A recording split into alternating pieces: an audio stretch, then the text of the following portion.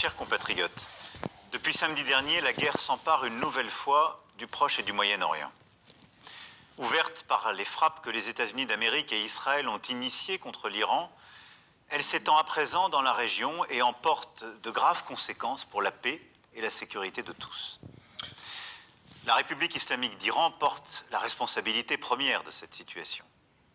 C'est elle qui a développé un programme nucléaire dangereux et des capacités balistiques inédites, qui a armé et financé des groupes terroristes dans les pays voisins, le Hezbollah au Liban, les Houthis au Yémen, les milices chiites en Irak, et qui a soutenu le Hamas et a toujours affirmé son objectif de détruire l'État d'Israël. C'est la République islamique d'Iran qui a une nouvelle fois, en janvier dernier, donné l'ordre de tirer sur son propre peuple. Compte tenu de tout cela et des négociations qui ne progressaient plus, les États-Unis d'Amérique et Israël ont décidé de lancer des opérations militaires. Elles ont été conduites en dehors du droit international, ce que nous ne pouvons pas approuver. Il reste que l'histoire ne pleure jamais les bourreaux de leur peuple, et aucun ne sera regretté. Une nouvelle situation est en train d'apparaître. Les frappes devraient continuer dans les prochains jours pour affaiblir l'Iran et détruire ses capacités de riposte. Et en représailles, les frappes de l'Iran dans toute la région devraient alors se poursuivre. Dans ce contexte, avec l'Allemagne et le Royaume-Uni, nous avons clairement dit qu'un arrêt au plus vite des frappes est souhaitable et qu'une paix durable dans la région ne se fera que par la reprise de négociations diplomatiques. Et je veux ici aussi former le vœu pour le peuple iranien qu'il puisse lui-même librement décider de son destin. Face à cette guerre en train de s'étendre et dont nul ne sait dire aujourd'hui le terme, ma responsabilité est d'agir pour protéger notre pays, garantir la sécurité de nos compatriotes et défendre l'intérêt national. Nous avons renforcé la sécurité de nos bases militaires dans la région. 2 d'entre elles ont subi des frappes limitées, ayant causé des dégâts matériels. Et je veux redire ici mon soutien, ma confiance à l'ensemble de nos forces armées. Nous avons aussi renforcé la sécurité de nos ambassades et de nos intérêts présents dans ces pays. Et je demeure particulièrement vigilant sur ce point.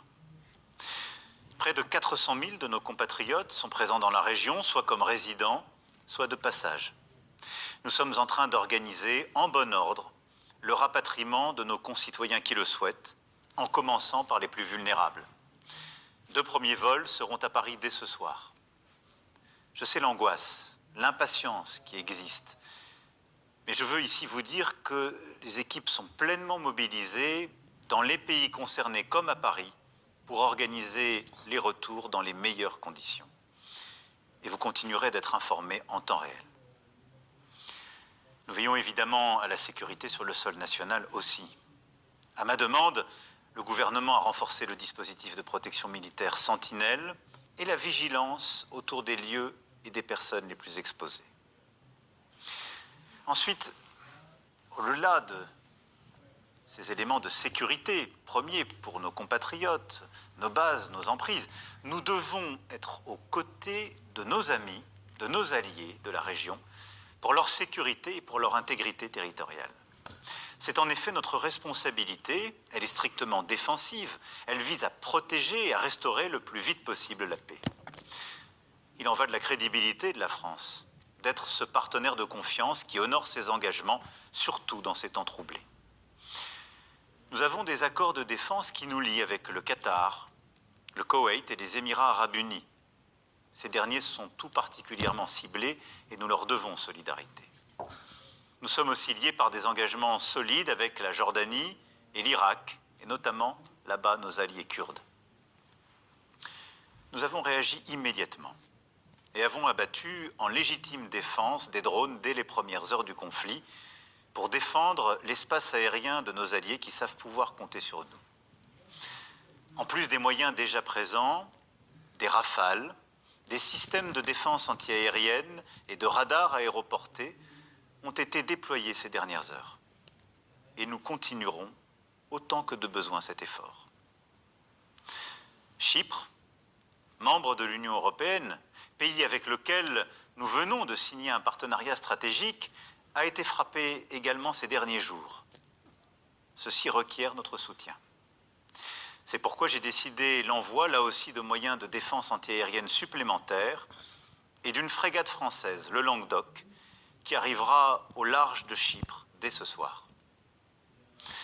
Nous assurons par ailleurs une coordination étroite avec nos alliés, nos partenaires européens, en premier lieu nos amis grecs, afin que cet effort en Méditerranée orientale soit consolidé par les nations volontaires. Depuis ces dernières heures, la guerre s'étend au Liban, à partir duquel le Hezbollah a commis la faute majeure de frapper Israël et de mettre les Libanais en danger. Israël serait en train de décider une opération terrestre. Ce serait là aussi une escalade dangereuse et une erreur stratégique. Le Hezbollah doit impérativement cesser toute frappe. Et j'appelle Israël à respecter le territoire libanais et son intégrité. Enfin, nous avons des intérêts économiques à préserver car les prix du pétrole, les prix du gaz, la situation du commerce international sont profondément perturbés par cette guerre. Aujourd'hui, le détroit d'Ormuz est de fait fermé. Et c'est par ce détroit que transitent environ 20% du pétrole et du gaz naturel liquéfié dans le monde. Le canal de Suez, la mer Rouge sont aussi sous tension et menacés.